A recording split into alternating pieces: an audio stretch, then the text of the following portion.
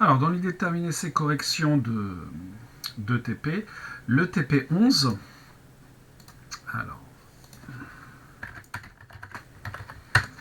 sur des simulations, donc des histoires de nombres aléatoires, que l'on a déjà rencontré un petit peu, mais ici on va vraiment mettre ça en lien avec les lois de probabilité.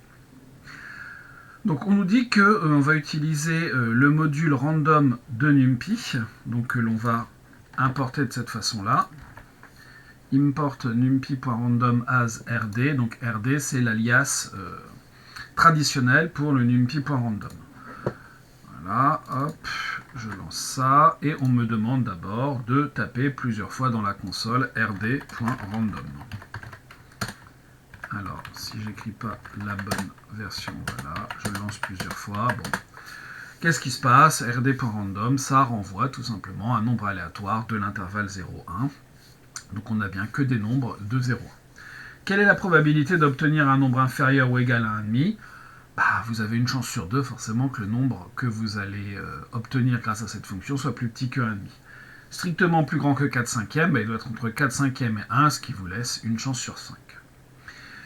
Quelle est la probabilité d'obtenir un réel de l'intervalle 0p?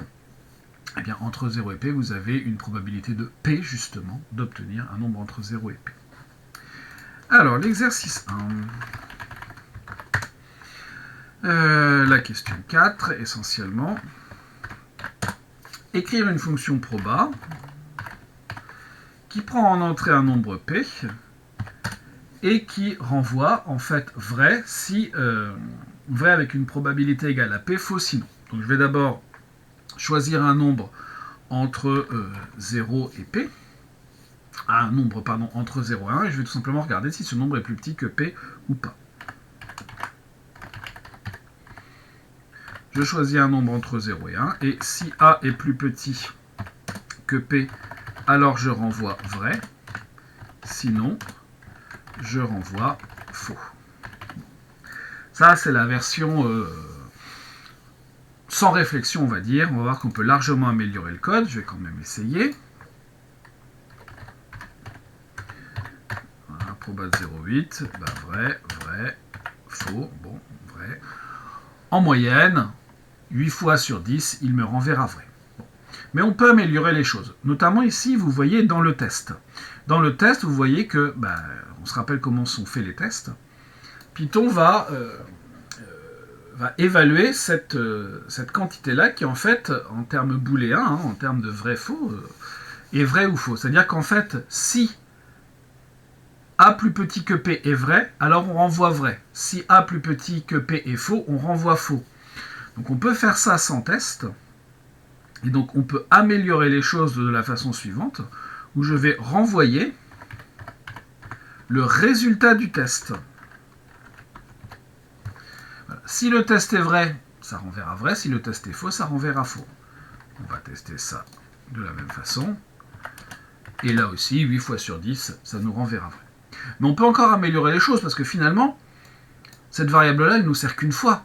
Donc on peut largement améliorer en retirant ici le A, en le mettant là. Et voilà cette fonction random. Là, je doute qu'on puisse vraiment améliorer les choses. Donc là, on a fait la version la plus courte possible pour cette fonction. Que peut-on écrire dans la console pour obtenir une liste de 100 nombres aléatoires de l'intervalle 0,1? Qu'est-ce qu'on va faire? Je vais écrire une liste de 100 nombres. Comment est-ce que je vais l'obtenir? Eh bien, je vais faire un rd.random et je le fais 100 fois. Et vous voyez que je me retrouve avec 100 nombres aléatoires compris entre 0 et 1. Et on me demande maintenant de comparer ça finalement avec un rd.random, mais en mettant un paramètre, chose qu'on ne faisait pas avant. Et là, vous voyez que quand on donne un paramètre, eh bien j'ai 1, 2, 3, 4, 5, 20 lignes. J'ai 20 fois 5, donc oui, 100 nombres aléatoires compris entre 0 et 1. Cela étant, il y a quand même une petite différence avec ceux qui précèdent. Ici, vous voyez que il y a beaucoup moins de chiffres après la virgule que là. Première remarque. Deuxième remarque, ici j'ai une liste, et ici j'ai un objet d'un autre type, un type array, une matrice en fait. Si je regarde, je reviens juste avant, je vais mettre ici, je vais appeler ça A, je demande le type de A, vous voyez que c'est une liste. Maintenant si je mets ça dans B, et je demande le type de B, vous voyez que cette fois on a un array, une matrice. Et en fait, les valeurs qui sont dans la matrice sont d'un type un peu particulier, c'est pas tout à fait des flottants, en tout cas pas avec la même précision que ceux au-dessus. Donc la différence en fait, c'est que les objets renvoyés par les deux méthodes ne sont pas les mêmes, mais mathématiquement parlant, on peut considérer que c'est pareil. Donc si je fais rd.random 100, il faut considérer que j'ai une liste de 100 valeurs aléatoires entre 0 et 1, exactement de la même façon que ce que l'on obtient en faisant ça. Voilà pour l'exercice 1. Passons à l'exercice 2. La fonction floor, partie entière en fait, se trouve dans le module NumPy. Donc hop, je vais importer NumPy aussi. Écrire une fonction D qui renvoie la simulation du tirage d'un dé à 6 faces bien équilibré. C'est quelque chose qu'on a déjà rencontré en tout début d'année quand on apprenait à utiliser des modules, la partie entière et ce genre de choses, mais que l'on va réécrire ici. Que faut-il faire? Eh bien, je dois faire la partie entière de quelque chose. La partie entière de quoi? Eh bien, il faut que je prenne un nombre aléatoire déjà. Ce nombre aléatoire qui va être entre 0 et 1, je vais le multiplier par 6. Alors pourquoi je le multiplie par 6? De cette façon, j'obtiens un nombre aléatoire entre 0 et 6. 6 exclu, c'est important. Pourquoi c'est important? Parce que quand je vais prendre la partie entière d'un nombre flottant entre 0 et 6, je vais me retrouver avec un entier entre 0 et 5. Je ne veux ni 0 ni 5, puisque un dé, vous n'allez pas avoir 0, vous allez avoir 1, 2, 3, 4, 5, 6, et donc je vais ajouter 1. De cette façon, j'ai 1 plus un nombre aléatoire entre 0 et 5, ce qui va bien me donner un résultat, compris entre 1 et 6. On va tester ça. 6, 6, 6, 2, 1, 4. Bon. Il y a quand même un petit souci dans l'histoire, un petit souci de rien, un petit souci. Si je mets ça dans une variable que j'appelle A, et que je demande le type de A, vous voyez qu'il me donne un flottant. Et c'est quand même un nombre entier, un tirage de dés ici. Donc je peux améliorer légèrement les choses en forçant ma fonction à me renvoyer un entier grâce à cette fonction int qui va convertir les choses en nombre entier. Vous voyez que cette fois ça me donne 1, ça me donne 2, oups, ça me donne 5, et voilà, cette fois j'ai bien un entier. Donc là, c'est une petite amélioration de cette fonction. Donc ici c'était la question 1, j'ai pas oublié. Question 2. Écrire une fonction tirage entier. Alors, comme je suis un peu fainéant, on va faire un copier-coller. Qui prend en entrée un entier n et qui renvoie de façon équiprobable un nombre aléatoire de l'intervalle 0n. Alors ici, vous voyez, de 0n, c'est 0 entre double crochet, j'ai dit intervalle, c'était un petit peu mal choisi. Donc un nombre entier entre 0 et n. Je vais avoir quelque chose qui ressemble à ce que j'ai fait avant. Donc je vais donc renvoyer, quoi donc? Un np.floor de quelque chose, de quoi? Il faut que je prenne un nombre entier. Mais ce nombre entier, si je veux atteindre aussi bien le 0 que le n, il faut que je le multiplie par n plus 1. Et puis, même remarque qu'au-dessus, si je veux que ce soit un nombre de type entier qui soit renvoyé, je vais mettre un int. Alors, aussi bien dans la fonction D que dans la fonction tirage entier, on peut se passer de l'int. Simplement, voilà, c'est un flottant qui sera renvoyé, c'est un peu moins joli, entre guillemets, mais mathématiquement, ça fonctionnera pareil. Tirage entier de, par exemple, 4, donne 4, 3, 0, 1, 4, 1, j'ai pas encore eu le 2. Il est fâché avec le 2 a priori.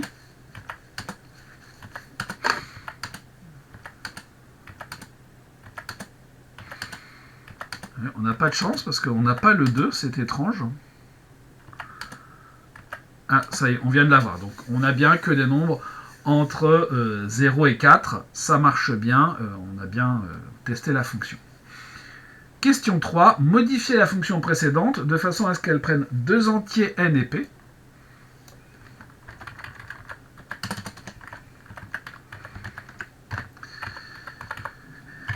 N et p.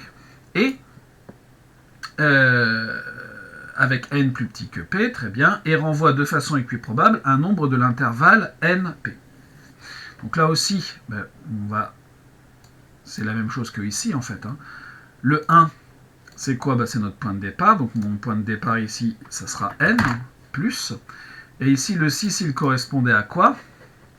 Eh bien, il correspondait à la borne supérieure, moins la borne inférieure, plus 1. Donc ici, je vais faire n moins p plus 1 multiplié par random. Et ça, on va tester. Alors maintenant, tirage entier, il va lui falloir deux valeurs. Je vais prendre entre 4 et 5. Vous voyez, ça me donne 4.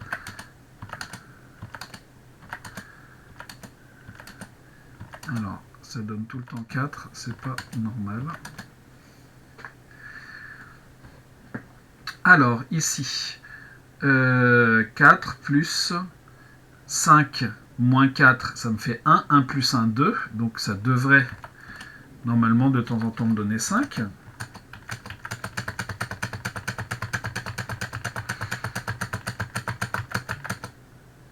C'est inquiétant. Parce que 5 moins 4, ça nous fait bien 1. 1 plus 1, 2. C'est très inquiétant. Pourquoi il me donne là? J'ai quand même fait un certain nombre de fois.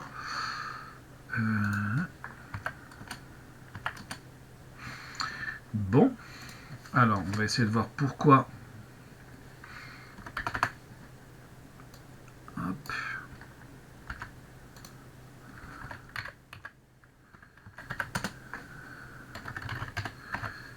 Voilà.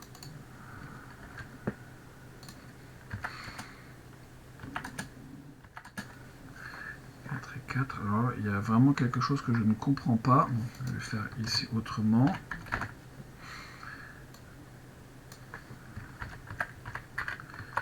Hop, ici, je multiplie par B.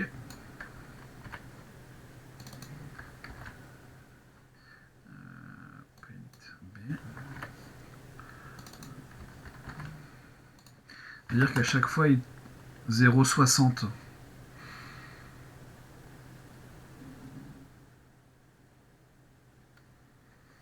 Alors là, je comprends pas pourquoi il me donne 4. Parce que n moins... D'accord, c'est p moins n ici. C'est le plus grand moins le plus petit. Sinon, forcément, le floor va toujours donner... Enfin, ça va... Ok, c'est bon. Hop.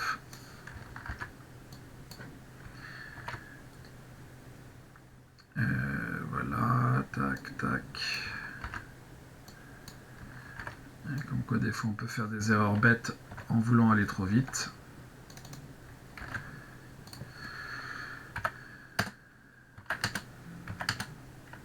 C'est bien. Cette fois, ça marche, il me donne que 4 et 5. Donc, juste parce que j'avais interverti en voulant aller trop vite de valeurs.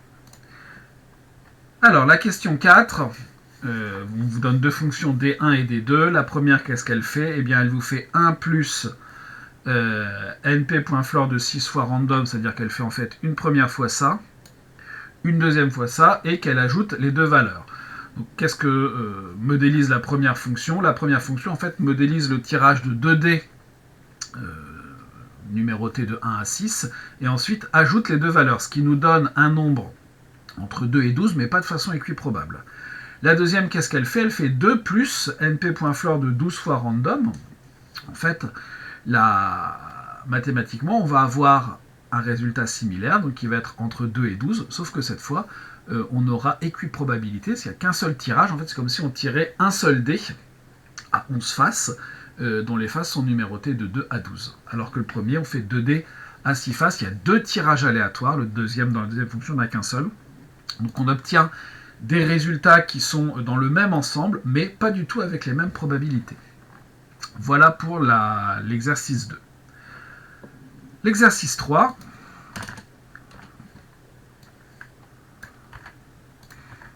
où là on va travailler un petit peu sur des histoires de matrices avec la fonction randint. Donc randint, ici, va choisir un nombre entre 1 et 4, 4 exclus, et il va faire ça 20 fois. Vous voyez, ici j'ai des 1, des 2, des 3, et choisi au hasard, et en tout ça a été fait 20 fois. On me demande ensuite de taper mp.sum de A. 45. Et bien en fait, si vous ajoutez toutes ces valeurs-là, ça vous fait 45. Donc np.sum, d'une certaine matrice, en fait, va ajouter tous les coefficients de cette matrice. Vous avez ensuite min. Min, c'est quoi? C'est la moyenne. Et bien si vous ajoutez toutes ces valeurs-là, vous obtenez de 25. Remarquez que la somme, c'est 45. Il y a 20 coefficients.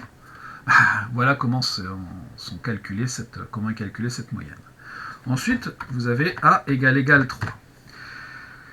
Cette fonction, en fait, vous génère une nouvelle matrice, en fait, dont les coefficients sont vrais ou faux, suivant la condition que vous avez mise ici. Donc à chaque fois que vous avez vrai dans cette matrice, c'est que A, le coefficient de A vaut 3, et à chaque fois que vous avez faux, c'est que ça n'est pas le cas. On peut avoir un autre test, et donc là, ça nous dit à chaque fois que les coefficients sont plus grands que 2. Et puis, on peut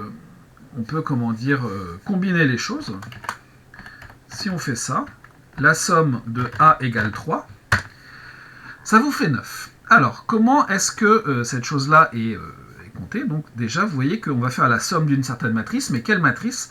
A égale 3. C'est-à-dire qu'en fait, on va faire la somme de cette matrice-là. Alors vous allez me dire, on ne peut pas faire la somme de vrai et de faux. Et conceptuellement parlant, c'est le cas. C'est vrai, on ne peut pas faire une somme de vrai et de faux. Néanmoins, Python, qu'est-ce qu'il va faire? Eh bien, il va prendre, à chaque fois que vous faites vrai, il va prendre ça pour un 1, et à chaque fois que c'est faux, il va prendre ça pour un 0. Donc 9, qu'est-ce qu'il a compté là-dedans? Il a compté 1 à chaque vrai, 0 à chaque faux, c'est-à-dire qu'il a compté le nombre de vrais. Il y a 9 vrais dans la matrice A égale 3. En d'autres termes, la matrice A contient 9 termes qui sont égaux à 3. On peut compter le nombre de termes supérieur à 2 de cette façon-là.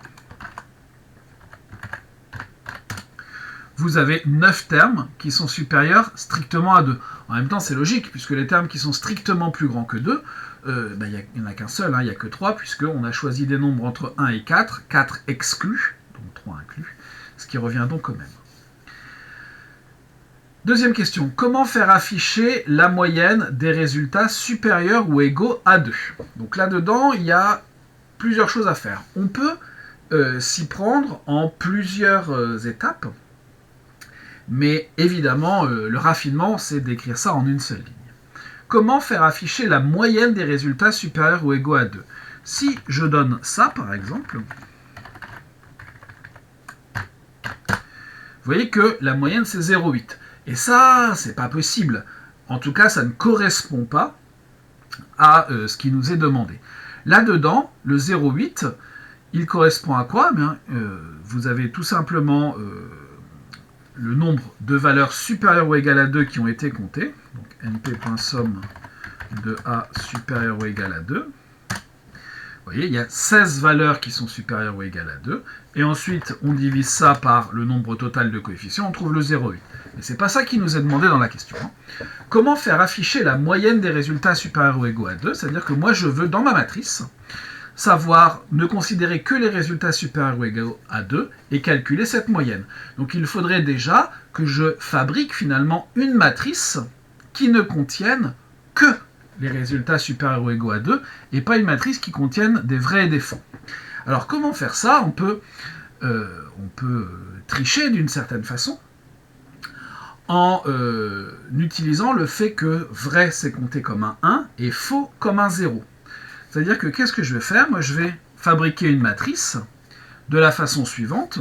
Je vais prendre les coefficients de ma matrice A et je vais les multiplier par les coefficients d'une autre matrice.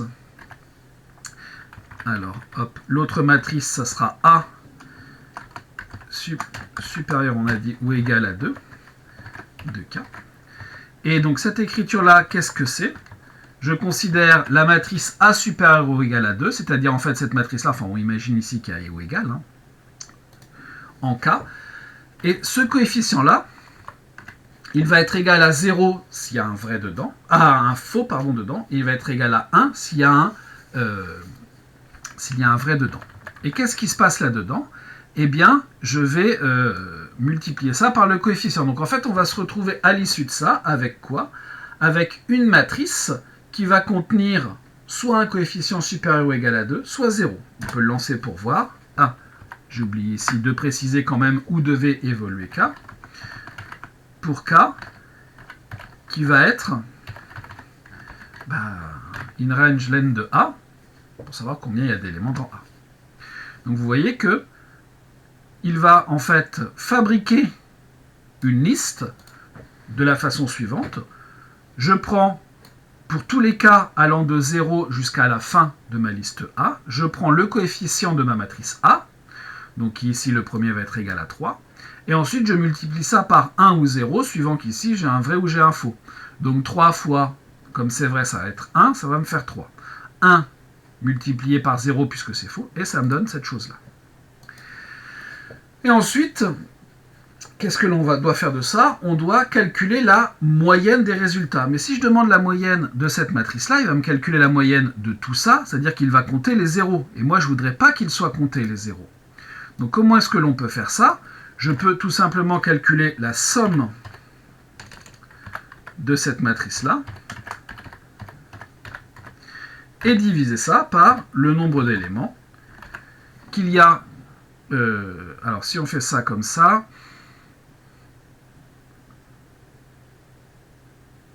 ça ne va pas marcher. Il faut compter le nombre d'éléments non nuls. Et qu'est-ce que c'est? C'est la somme de A supérieur ou égal à 2. Et ça me donne une moyenne de 2,5625. Ici, le np.somme de A supérieur ou égal à 2, ça me donne le nombre d'éléments qui sont supérieurs ou égaux à 2. Ici, cette chose-là, c'est une matrice, la matrice qui est là, hein, qui ne contient que les éléments supérieurs ou égaux à 2 ou 0. Et quand je fais la somme, les 0 ne comptent pas dans l'histoire. Donc voilà pour l'exercice 3. Rien à écrire en fait finalement, donc on va passer plutôt au 4. Exercice 4. Écrire une fonction en Python qui, lorsqu'on lui donne un nombre n, simule le lancer de nd et renvoie le nombre de fois où on a obtenu 4. Bon, on me demande d'écrire une fonction. Je vais l'appeler nd, qui va prendre un entier n. Et qu'est-ce qu'elle doit faire? Eh bien, d'abord, je dois renvoyer une liste de lancers. Donc, je vais faire un L, par exemple, pour liste. rd.randint. Entre 1 et 6. Attention, si je fais ça, le 6 n'est pas compris, donc il faut que je mette 1 et 7. Et je veux n valeurs. Et ensuite, eh bien, il faut que je renvoie le nombre de fois où on a obtenu 4. Donc je vais renvoyer un np.somme de L égale 4. Je lance ça. Voilà. J'ai obtenu 2 fois 4 dans mes 10 lancers. J'ai obtenu encore 2 fois 4. Une seule fois 4, c'est pas beaucoup. Une seule fois 4. 2 fois, 0 fois 4. 3 fois 4. 2 fois 4. Vous voyez que c'est pas énorme. C'est même très peu. J'ai au maximum 3 fois 4. Oui, c'est pas... C'est cohérent, c'est cohérent. 4 fois 4, c'est quand même pas mal. Cela étant, on peut là aussi, vous voyez que la matrice L, on l'utilise qu'une fois. Donc je peux la retirer ici, mettre ça là, et on a une petite amélioration. Donc ça, c'était la question 1. Question 2. écrire une fonction qui demande à l'utilisateur s'il veut lancer un dé ou deux, et renvoie le résultat du lancer, ainsi que vrai s'il n'obtient que des 6, et faux sinon. Je vais appeler ça lancer.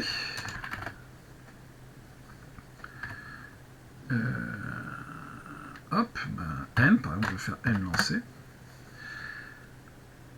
Et ce que je vais faire, c'est que je vais faire mes lancers. Donc L pour lancer, rd.randint,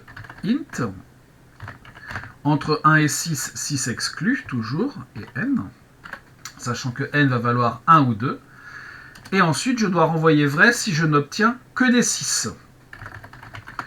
Comment est-ce que je vais obtenir que des 6 ? Je vais avoir une ou deux valeurs. Eh bien, je vais regarder un np.somme de A égale 6. Donc ça va me compter le nombre de fois où j'ai obtenu 6. Alors, c'est pas A, mais c'est L.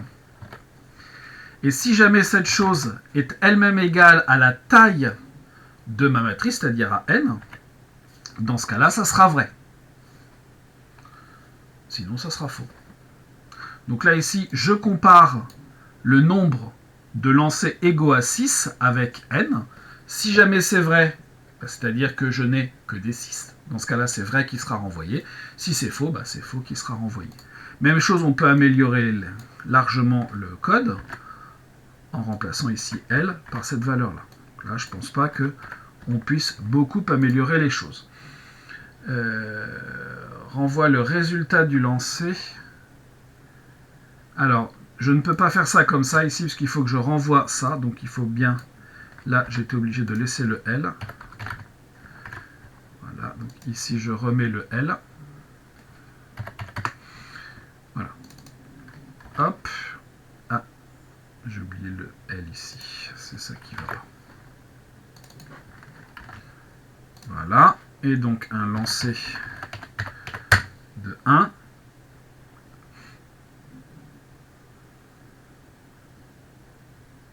Ouais, il a obtenu un seul lancer qui est 3. Et donc c'est faux. Et si je fais ça avec 2, 5 et 3, c'est faux, je n'ai pas obtenu que des 6. Voilà pour ces premiers exercices. Les autres exercices de ce TP11 feront l'objet d'une autre vidéo.